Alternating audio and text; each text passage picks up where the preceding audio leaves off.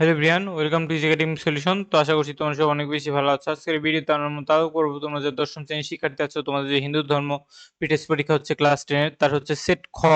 কি সেট? এটা হচ্ছে সেট খ এর সেট, ঠিক আছে? তো এখানে কি কি প্রশ্ন আছে সেগুলো একটু দেখার চেষ্টা করছি। তোমরা অনেকেই জানতে চেয়েছো, তো এটা কিন্তু সেট খ আবারও লিখেও দিয়েছি আমি।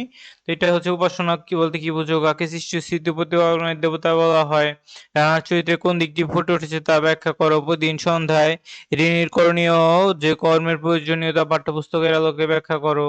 তো নেক্সটে দেখো কি আছে, নেক্সট পার্টে আমাদের 2 নম্বরে কি আছে, যে বিজন বাবুর একটা কাহিনী বলা হয়েছে।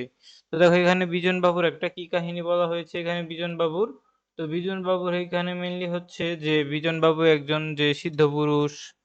এর পরবর্তীতে দেখো কি বলা হয়েছে, যে বিজন বাবু যে সিদ্ধপুরুষ। তো এখানে উদ্দীপকটা তোমরা পড়ে নেবে, আমি না পড়লাম। জ্ঞানযোগ কাকে বলে, কোন আশ্রমের মাধ্যমে শিক্ষা জীবন শেষ করতে হয়, তারপর হচ্ছে বিজন বাবুর মধ্যে কোন মনীষী চরিত্র ফুটে উঠছে ব্যাখ্যা করো। ও তারপরে হচ্ছে উদ্দীপকের রাজন বাবুর যে মধ্যে কোন যুক্তিবাদী সংস্কার ফুটে উঠেছে তা ব্যাখ্যা করো। এবার 3 নাম্বার কোশ্চেনে দেখা পাচ্ছি যে একটা উদ্দীপক আছে, উদ্দীপকটা পড়বে, আমি কোশ্চেনগুলো জাস্ট বলবো। বীরের ধর্ম কি, বিভীষণ ভাইয়ের বিরুদ্ধে যুদ্ধে যোগদান করলেন কেন, অয়নের সাথে পাঠ্যপুস্তক কোন চরিত্রে মিল রয়েছে, উদ্দীপকে তপনের কর্মকাণ্ডের সাথে সমাজ ও পারিবারিক জীবনে কি কি মিল রয়েছে ব্যাখ্যা করো। 4 নাম্বার কোশ্চেনটা আমরা একটু দেখার চেষ্টা করি। শিষ্টাচার কাকে বলে, নমস্কার প্রণামের প্রতীক, এটা বুঝিয়ে লেখো। তারপর হচ্ছে ট্যাক্সি চালকের আচরণ কোন গুণটি প্রকাশ পেয়েছে ব্যাখ্যা করো। এরপর হচ্ছে ট্যাক্সি চালক কি জলদেবীর প্রতিচ্ছবি, এটা ব্যাখ্যা করতে হবে। এরপরে নেক্সট কোশ্চেনটা আমরা 5 নাম্বার কোশ্চেনটা দেখতে পাচ্ছি যে সদাচার কাকে বলে, এটা আমাদের লিখতে হবে। আত্মমুখে যোদ্ধিতা এটা ব্যাখ্যা করো। পাঠ্য বইয়ের কোন চরিত্রের সাথে সঞ্জয় বাবু চরিত্রের মিল খুঁজে পাওয়া যায় ব্যাখ্যা করো। তারপর হচ্ছে বিজয়ের বিশ্বাস ধর্মকে রক্ষা করা, এটা হচ্ছে ধর্মের আলোকে ব্যাখ্যা করো। 6 নম্বরে দেখো কি আছে, যে অবতার কাকে বলে, নরেন্দ্রনাথ দত্তের নাম কিভাবে বিবেকানন্দ হয়, উদ্দীপকে ত্যাগী মহিলার কর্মকাণ্ড তোমার পাঠ্যপুস্তকের আলোকে ব্যাখ্যা করো। গুরুর পরিকল্পনা অনুযায়ী নগর প্রতিষ্ঠায় ত্যাগী মহিলার ব্যাখ্যা করো।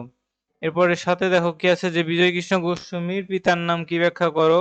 সত্যই সকল ধর্মের ভিত্তি, এটাও ব্যাখ্যা করো।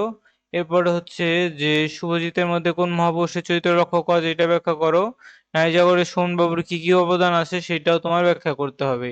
এরপরে হচ্ছে যে 8 নাম্বারে, যে অংশাবতার বলতে কি বুঝো, কুবেরের নাম কিভাবে নিত্যানন্দ হলো ব্যাখ্যা করো। এরপরে হচ্ছে যে কনকের মধ্যে যে মহান চিকিৎসকের বৈশিষ্ট্য ফুটেছে সেটা ব্যাখ্যা করো। তারপর উদ্দীপকের মান্ডিকের মধ্যে যে মহাপুরুষের চরিত্র ব্যাখ্যা ফুটেছে তা ব্যাখ্যা করো। এরপরে হচ্ছে যে আমাদের হচ্ছে সংক্ষিপ্ত প্রশ্ন আসছে, এগুলো একটু দেখার চেষ্টা করো। যে ঈশ্বর জ্ঞানে যে জীব সেবা কথাটার অর্থ কি, সনাতন ধর্মের 2টি শাখা কর্ম মার্গ ও জ্ঞান মার্গ, এটা কিভাবে ফুটেছে ব্যাখ্যা করো।